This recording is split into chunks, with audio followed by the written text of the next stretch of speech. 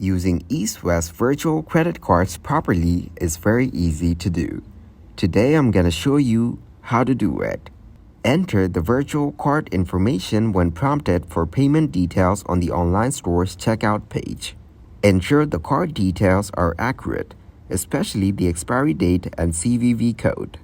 Some online stores might require verification through a one-time password sent to your registered mobile number. After successful verification, you will receive a confirmation message or email.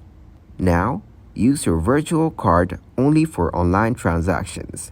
Do not use it for physical stores or ATM withdrawals.